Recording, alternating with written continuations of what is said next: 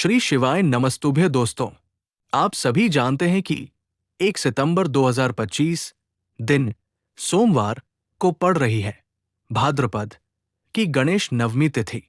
दोस्तों, हम आपको बताना चाहेंगे ये जो तिथि है भाद्रपद में पढ़ने वाली सबसे बड़ी तिथि है, क्योंकि ये सोमवार को पड़ रही है तो इसका बहुत ही बड़ा और विशेष महत्व होता है। पूज्य गुरु जी ने कहा है, अगर कभी भी मौका लग जाए और भाद्रपद के महीने की गणेश नवमी तिथि सोमवार को पड़ जाए तो आप लोगों को 11 गेहूं का उपाय तो अवश्य ही करना चाहिए। इन दोनों का सहयोग बहुत ही काम आता है। दोस्तों, पूज्य गुरु जी ने अपने शिव पुराण की कथा में बताया है कि इस दिन आपको 11 गेहूं का उपाय अवश्य ही कर लेना चाहिए, क्योंकि ऐसा दिन पूरे साल में केवल एक बार ही आता है। और दोस्तों, आप सभी लोग जानते हैं कि गणेश नवमी तिथि का अगर सबसे बड़ा कोई उपाय है तो वो 11 गेहूं का गणेश नवमी तिथि को किया जाने वाला उपाय है। तो दोस्तों, इस सोमवार को इस 11 गेहूं का उपाय को अवश्य करना है। बहुत सारे लोग होंगे जिन्होंने इस उपाय को ना किया हो, मतलब पूरा साल निकल गया और उन्होंने किसी भी दिन इस 11 गेहूं का उपाय को ना किया हो, पर दोस्तों आपके पास एक आखिरी मौका बचा हुआ है, जो कि 1 सितंबर 2025 के दिन है।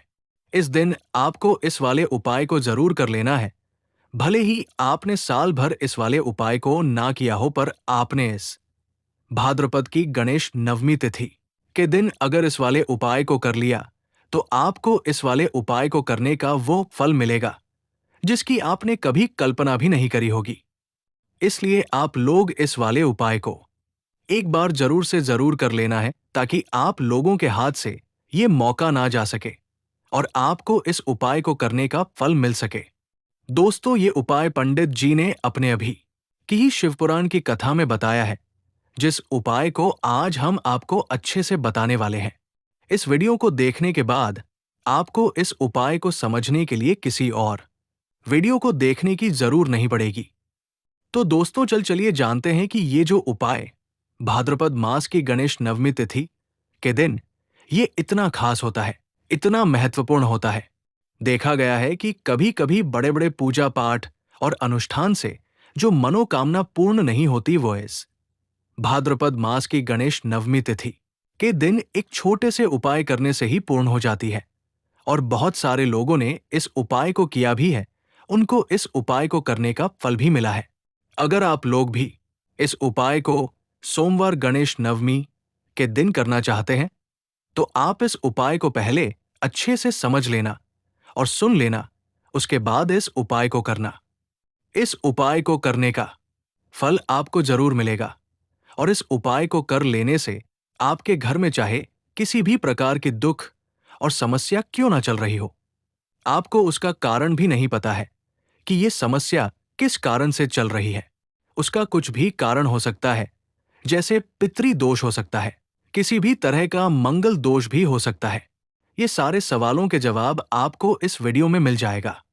और जो ये वीडियो देखेगा उसको 11 गेहूं का उपाय तो जरूर करना चाहिए, क्योंकि इस दिन गेहूं का बड़ा विशेष महत्व होता है।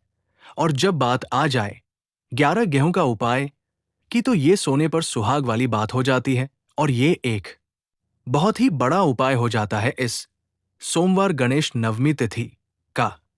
तो अब दोस्तों, इस 11 गेहूं का उपाय को आखिर करना किसको है, सबसे पहले हम लोग वो बात जान लेते हैं।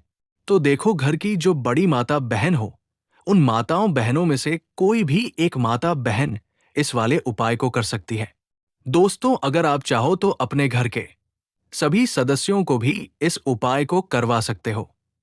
अगर किसी व्यक्ति की खुद की कोई मनोकामना है, कोई दुख या परेशान है, जो कि वो अपने लिए ही करना चाहता है इस वाले उपाय को, तो वो खुद अपने लिए भी कर सकता है।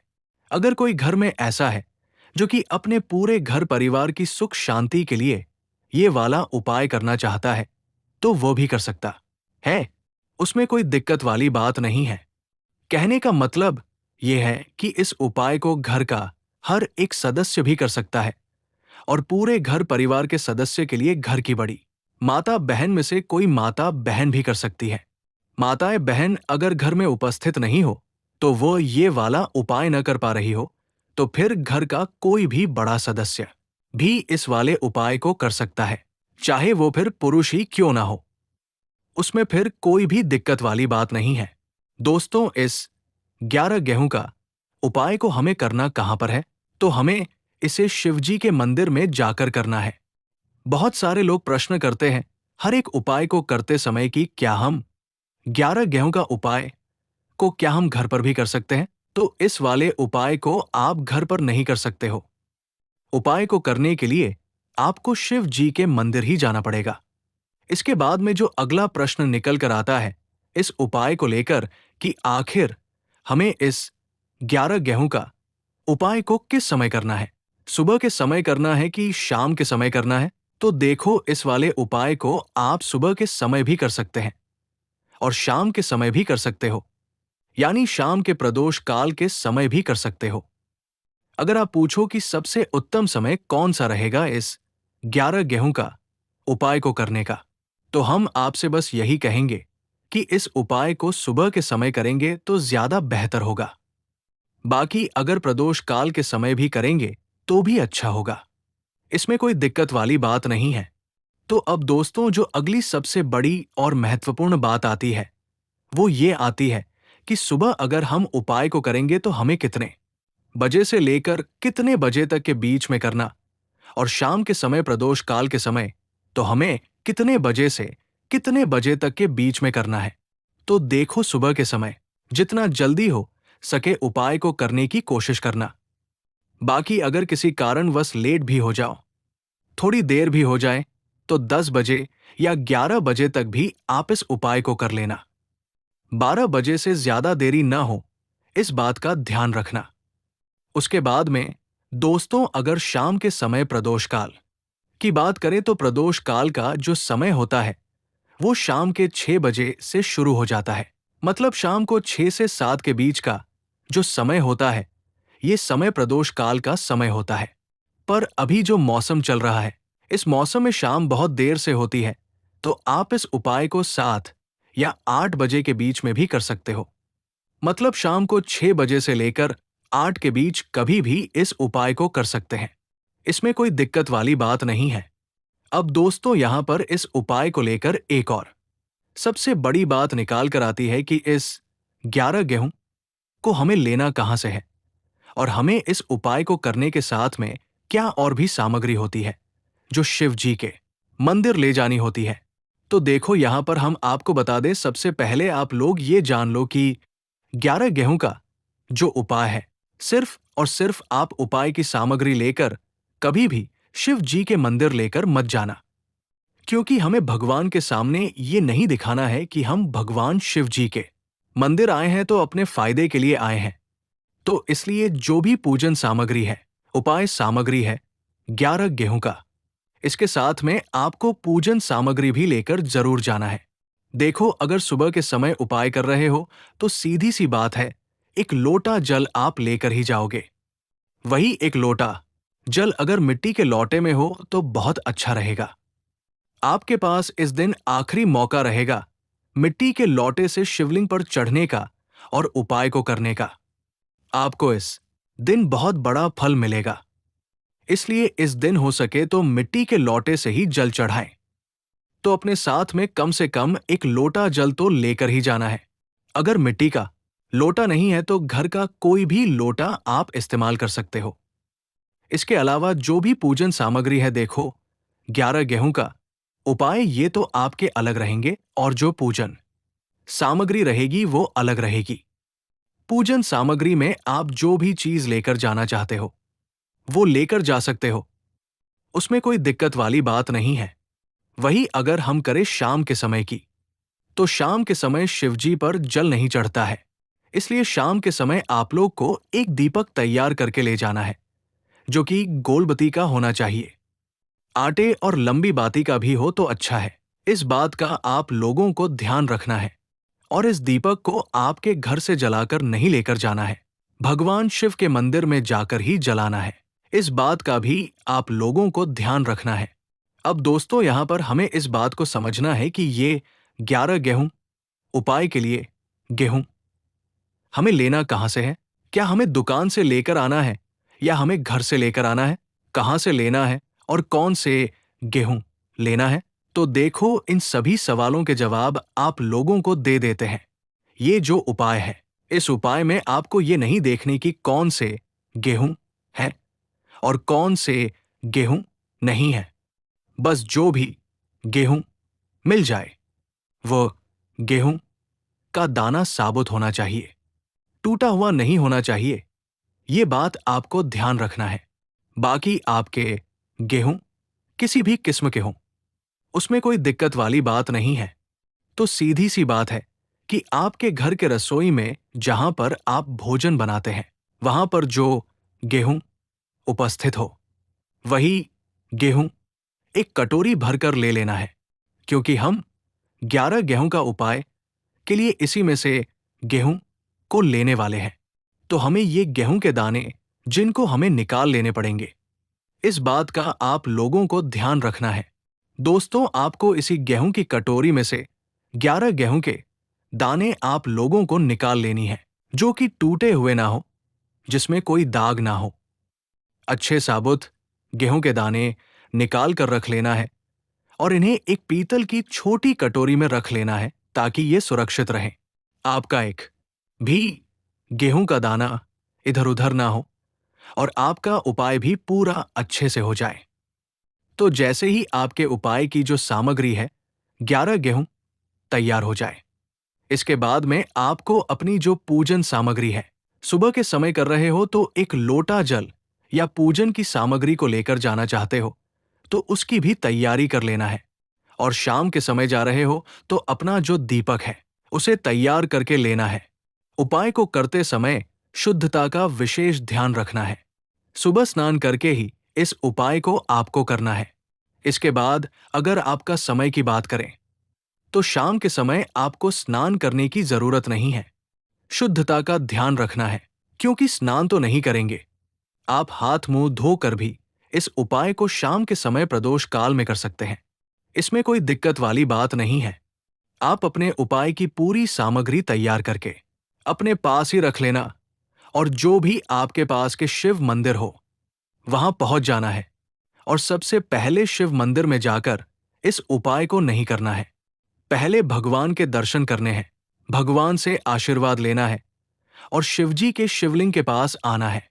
और शिवलिंग के पास में आने के बाद आप जो पूजन सामग्री लेकर आए हैं, जैसे कि सुबह गए हो तो एक लोटा जल और साथ में जो भी पूजन सामग्री लेकर आए हो, आप उनसे भगवान शिव जी की पूजा कीजिए। सबसे पहले तो एक लोटा जल ही चढ़ेगा, उसके बाद में अपनी पूजन सामग्री चढ़ाने हैं। उसके बाद में अगर शाम के समय गए हो तो आप इस उपाय को कर रहे हो तो अपने साथ में एक जो दीपक है गोल बत्ती वाला, जो आप अपने साथ में लेकर गए हो, उसी दीपक को मंदिर में जाकर अपनी माचिस से जलाना है और उस दीपक को शिवलिंग के पास में रखना है। दीपक को शिवलिंग के ज्यादा पास नहीं रखना है, यानी सीधी सी बात है कि शिवजी पर आंच नहीं आनी चाहिए। जैसे कि आपकी पूजा अर्चना हो जाती है, आप भगवान शिव जी को प्रसन्न कर लेते हैं। उसके बाद में शिवलिंग के आसपास ही कहीं पर बैठे, सामने या आसपास जिस जगह भी आपको बैठना हो वहां पर बैठ जाइए और अपने 11 गेहूं अपने सामने निकाल कर रख लीजिए, क्योंकि आप यहां पर उपाय को करने की तैयारी करना है। और इस तरीके से जब आप उपाय करेंगे, पूजन सामग्री करने के बाद, पूजा अर्चना करने के बाद, आपको उपाय का फल बहुत जल्दी और बहुत बड़ा होकर मिलेगा। तो अपने 11 गेहूं अपने सामने निकाल कर रख लेना है। ये जो उपाय है क्या आपके दाहिने हाथ की हथेली से होगा? तो हाँ, ये उपाय आपके दाहिने हाथ की हथेली से ही होगा। इस बात का भी विशेष रूप से ध्यान रखना है। दाहिने हाथ की हथेली को धोकर ही आपको इस वाले उपाय को करना है।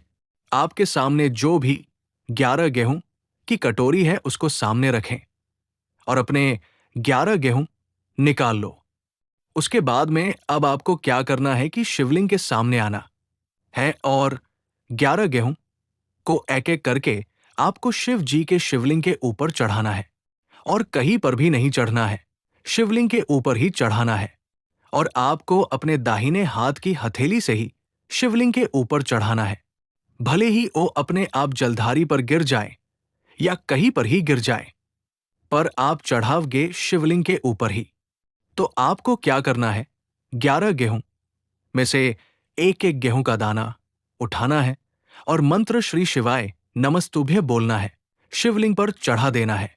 इसी तरह से दूसरा, तीसरा, चौथा, पांचवा, इस प्रकार से आपके पूरे 11 गेहूं के दाने को श्री शिवाय नमस्तुभ्य बोलने के साथ ही एक एक करके शिव जी के ऊपर चढ़ा देना है और भगवान शिव से प्रार्थना करनी है। लेकिन ध्यान दे, प्रार्थना आपको आखिरी में ही करना है, पर हर एक गेहूं के दाने को चढ़ाते समय श्री शिवाय नमस्तुभ्यं जरूर बोलना है। उसके बाद में ही 11 गेहूं आपको शिवलिंग के ऊपर चढ़ाने हैं। आखिरी 11वें दाने शिवलिंग के ऊपर चढ़ जाते हैं तो इसके बाद में अब आपको क्या करना है, भगवान से अपनी मनोकामना बोलना है। मनोकामना भी कब बोलना है, जब आपका 11 गेहूं को शिवलिंग के ऊपर चढ़ा देना है और भगवान से फिर अपनी मनोकामना बोल देना है। जिस मनोकामना के लिए आप लोग ये उपाय कर रहे हो, जिस दुख परेशानी के लिए आप लोग अपना ये वाला उपाय कर रहे हो, उसके बाद में जैसे ही आप अपना ये वाला मनोकामना बोल दोगे, आपका ये वाला उपाय पूरा हो जाता है। पर दोस्तों, उपाय को करने के बाद आपको भगवान के सामने ओम नमः शिवाय मंत्र का 2 मिनट जाप करना है और मंत्र का जाप करने के बाद भगवान से एक बार और प्रार्थना करना है अपनी मनोकामना के लिए या अपनी जो भी दुख या परेशानी हो। उसके बाद में आपको भगवान को देखकर, भगवान से प्रार्थना करके, उनसे आशीर्वाद लेकर वहां से उठ सकते हो और अपने घर जा सकते हो। बस दोस्तों, यहां से ये वाला उपाय पूरा हो जाता है। इस तरीके से जो भी व्यक्ति छोटी छोटी चीजों का ध्यान रखते हुए इस 11 गेहूं का उपाय को निश्चित ही करना है, इससे आपकी मनोकामना जरूर पूर्ण होगी और जो भी दुख और परेशानी है जल्द ही दूर हो जाएगा। और दोस्तों, हमारी ये वीडियो आपको पसंद आई है तो हमारे इस वीडियो को लाइक और चैनल को सब्सक्राइब जरूर करें। हर हर महादेव। श्री शिवाय नमस्तुभ्य। दोस्तों, आप सभी जानते हैं कि 1 सितंबर 2025 दिन सोमवार को पड़ रही है गणेश नवमी तिथि। दोस्तों, हम आपको बताना चाहेंगे, ये जो तिथि है गणेश नवमी में पढ़ने वाली सबसे बड़ी तिथि है, क्योंकि ये सोमवार को पड़ रही है तो इसका बहुत ही बड़ा और विशेष महत्व होता है। पूज्य गुरु जी ने कहा है, अगर कभी भी मौका लग जाए और गणेश नवमी तिथि सोमवार को पड़ जाए तो आप लोगों को 2 दीपक का उपाय तो अवश्य ही करना चाहिए। इन दोनों का सहयोग बहुत ही काम आता है। दोस्तों, पूज्य गुरु जी ने अपने शिव पुराण की कथा में बताया है कि इस दिन आपको 2 दीपक का उपाय आपको अवश्य ही कर लेना चाहिए, क्योंकि ऐसा दिन पूरे साल में केवल एक बार ही आता है। और दोस्तों, आप सभी लोग जानते हैं कि गणेश नवमी तिथि का अगर सबसे बड़ा कोई उपाय है तो वो 2 दीपक का गणेश नवमी तिथि को किया जाने वाला उपाय है। तो दोस्तों, इस सोमवार को इस 2 दीपक का उपाय को अवश्य करना है। बहुत सारे लोग होंगे जिन्होंने इस उपाय को ना किया हो, मतलब पूरा साल निकल गया और उन्होंने किसी भी दिन इस 2 दीपक का उपाय को ना किया हो। पर दोस्तों, आपके पास एक आखिरी मौका बचा हुआ है, जो कि 1 सितंबर 2025 के दिन है। इस दिन आपको इस वाले उपाय को जरूर कर लेना है। भले ही आपने साल भर इस वाले उपाय को ना किया हो, पर आपने इस गणेश नवमी तिथि के दिन अगर इस वाले उपाय को कर लिया तो आपको इस वाले उपाय को करने का वो फल मिलेगा जिसकी आपने कभी कल्पना भी नहीं करी होगी। इसलिए आप लोग इस वाले उपाय को एक बार जरूर से जरूर कर लेना है, ताकि आप लोगों के हाथ से ये मौका ना जा सके और आपको इस उपाय को करने का फल मिल सके। दोस्तों, ये उपाय पंडित जी ने अपने अभी की ही शिवपुराण की कथा में बताया है, जिस उपाय को आज हम आपको अच्छे से बताने वाले हैं। इस वीडियो को देखने के बाद आपको इस उपाय को समझने के लिए किसी और वीडियो को देखने की जरूर नहीं पड़ेगी। तो दोस्तों चलिए जानते हैं कि ये जो उपाय गणेश नवमी तिथि के दिन ये इतना खास होता है, इतना महत्वपूर्ण होता है। देखा गया है कि कभी-कभी बड़े-बड़े पूजा पाठ और अनुष्ठान से जो मनोकामना पूर्ण नहीं होती वह इस गणेश नवमी तिथि के दिन एक छोटे से उपाय करने से ही पूर्ण हो जाती है। और बहुत सारे लोगों ने इस उपाय को किया भी है, उनको इस उपाय को करने का फल भी मिला है। अगर आप लोग भी इस उपाय को सोमवार गणेश नवमी के दिन करना चाहते हैं तो आप इस उपाय को पहले अच्छे से समझ लेना और सुन लेना, उसके बाद इस उपाय को करना। इस उपाय को करने का फल आपको जरूर मिलेगा। और इस उपाय को कर लेने से आपके घर में चाहे किसी भी प्रकार की दुख और समस्या क्यों न चल रही हो, आपको उसका कारण भी नहीं पता है कि ये समस्या किस कारण से चल रही है। उसका कुछ भी कारण हो सकता है, जैसे पितृ दोष हो सकता है, किसी भी तरह का मंगल दोष भी हो सकता है। ये सारे सवालों के जवाब आपको इस वीडियो में मिल जाएगा। और जो ये वीडियो देखेगा उसको 2 दीपक का उपाय तो जरूर करना चाहिए, क्योंकि इस दिन दीपक का बड़ा विशेष महत्व होता है। और जब बात आ जाए 2 दीपक का उपाय की तो ये सोने पर सुहाग वाली बात हो जाती है। और ये एक बहुत ही बड़ा उपाय हो जाता है इस सोमवार गणेश नवमी तिथि का। तो अब दोस्तों इस 2 दीपक का उपाय को आखिर करना किसको है, सबसे पहले हम लोग वो बात जान लेते हैं। तो देखो, घर की जो बड़ी माता बहन हो, उन माताओं बहनों में से कोई भी एक माता बहन इस वाले उपाय को कर सकती है। दोस्तों अगर आप चाहो तो अपने घर के सभी सदस्यों को भी इस उपाय को करवा सकते हो। अगर किसी व्यक्ति की खुद की कोई मनोकामना है, कोई दुख या परेशान है जो कि वो अपने लिए ही करना चाहता है इस वाले उपाय को, तो वो खुद अपने लिए भी कर सकता है। अगर कोई घर में ऐसा है जो कि अपने पूरे घर परिवार की सुख शांति के लिए ये वाला उपाय करना चाहता है तो वो भी कर सकता है। उसमें कोई दिक्कत वाली बात नहीं है। कहने का मतलब यह है कि इस उपाय को घर का हर एक सदस्य भी कर सकता है। और पूरे घर परिवार के सदस्य के लिए घर की बड़ी माता बहन में से कोई माता बहन भी कर सकती है। माताएं बहन अगर घर में उपस्थित नहीं हो तो वो ये वाला उपाय न कर पा रही हो, तो फिर घर का कोई भी बड़ा सदस्य भी इस वाले उपाय को कर सकता है, चाहे वह फिर पुरुष ही क्यों ना हो। उसमें फिर कोई भी दिक्कत वाली बात नहीं है। दोस्तों इस 2 दीपक का उपाय को हमें करना कहां पर है, तो हमें इसे शिवजी के मंदिर में जाकर करना है। बहुत सारे लोग प्रश्न करते हैं हर एक उपाय को करते समय कि क्या हम 2 दीपक का उपाय को क्या हम घर पर भी कर सकते हैं।